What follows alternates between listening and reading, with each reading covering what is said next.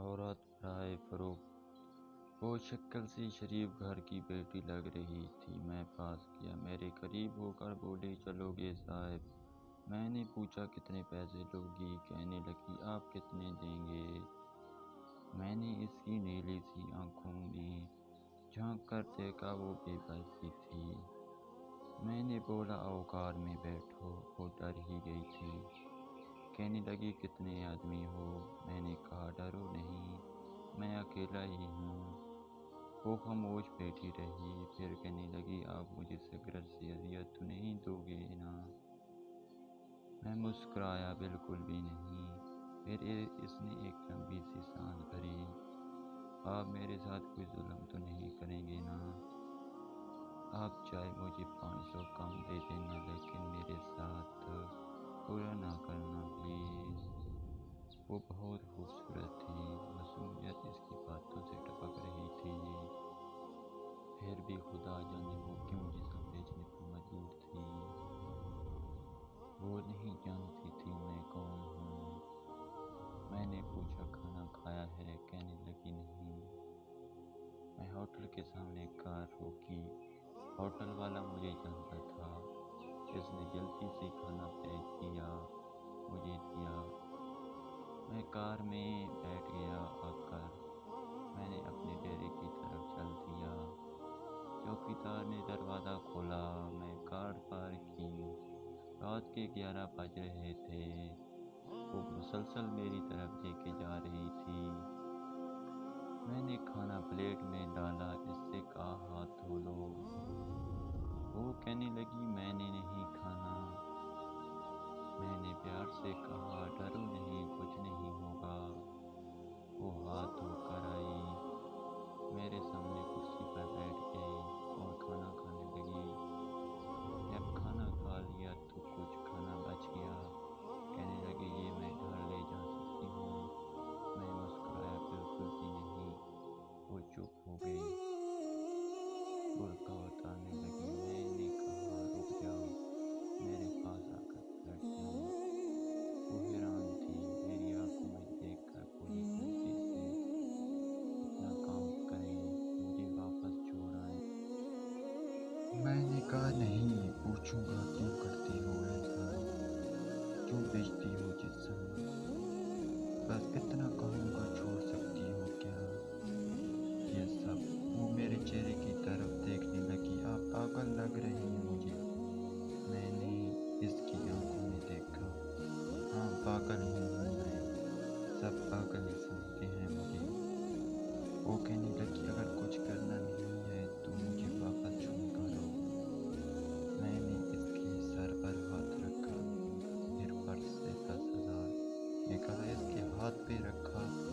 وہ حیران تھی، کہنے لگی، میں نہیں دیے۔ آپ کیوں دے رہے ہیں یہ پیسے مجھے؟ میں نے اس کے چہرے پر ایک تھکن محسوس کی تھی۔ وہ اپنے آنسو روکے بیٹھی تھی، بار بار کہہ رہی تھی، مجھے بس واپس چھوڑ کر آؤ، مجھے ڈر لگ رہا ہے۔ میں نے اسے یقین دلایا، ڈرنے کی کوئی بات نہیں۔ اچھا بتاؤ نا، بہت درد دیا نا زندگی میں؟ یہ سنا تھا کہ آنکھیں نم ہو گئی تھیں، جیسے کوئی قیامت گر پڑی ہو اس پر۔ میں سمجھ چکا تھا کوئی بہت بڑا درد لی گھوم رہی ہے۔ دروازہ کھولا، کانپتی ہوئی آواز میں بولی، مجھے چھوڑ کر آؤ واپس۔ میں نے اسے بیٹھنے کا کہا، بتایا، میرا نام مصطفیٰ ہے، ڈرو نہیں، خود کو محفوظ سمجھو۔ اسے یقین ہو گیا پریشانی والی بات نہیں، تو بتانے لگی، شوہر مر گیا ہے، 3 بیٹیاں ہیں، سسرال والوں نے نکال دیا ہے، ماں باپ فوت ہو چکے ہیں، بھائی کوئی نہیں۔ ماموں کے گھر آئی، ماموں کے بیٹے نے میرے ساتھ زیادتی کی۔ میں نے جب مامی کو بتایا تو یہ سب مجھے غلط کہا، مجھے دھکے دے کر گھر سے نکال دیا۔ دور کے رشتہ دار نے ایک بڈھے سے میری شادی کروائی، اس کے بھی بچے تھے۔ اس کے بچے نے مجھے بہت ذلیل کیا، پھر وہ شوہر بھی فوت ہو گیا۔ بیٹیوں کو لیے در بدر بھٹکنے لگی۔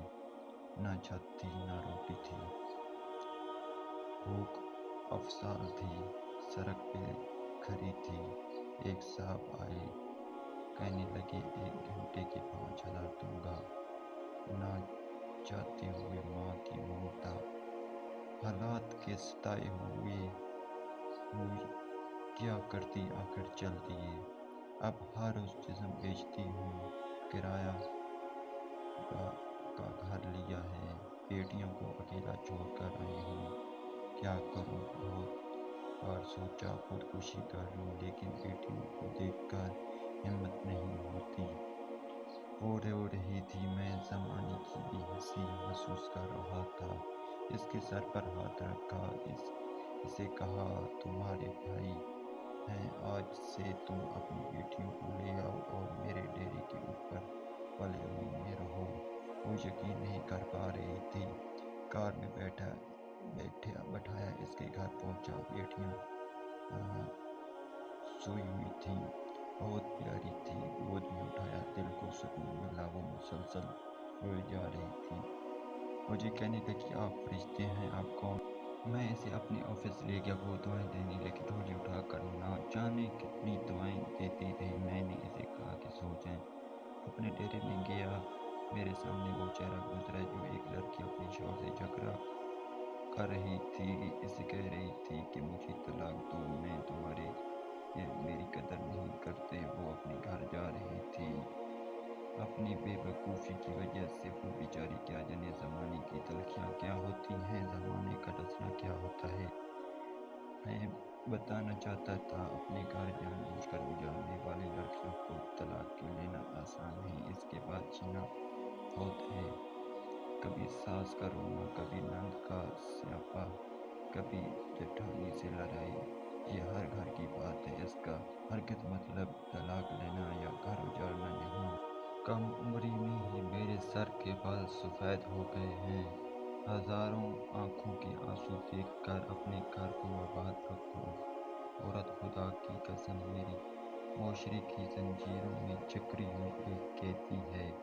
کبھی باپ کی پگڑی نہ الٹ گئی تو کبھی ساس کے زہر آلودہ لہجے پہ، کبھی شوہر کی انا پہ خاک ہو گئی تو کبھی اولاد کی وجہ سے مرد اگر سمجھ جائے میرے اس تجربے کو تو شاید میرا معاشرہ بدل جائے۔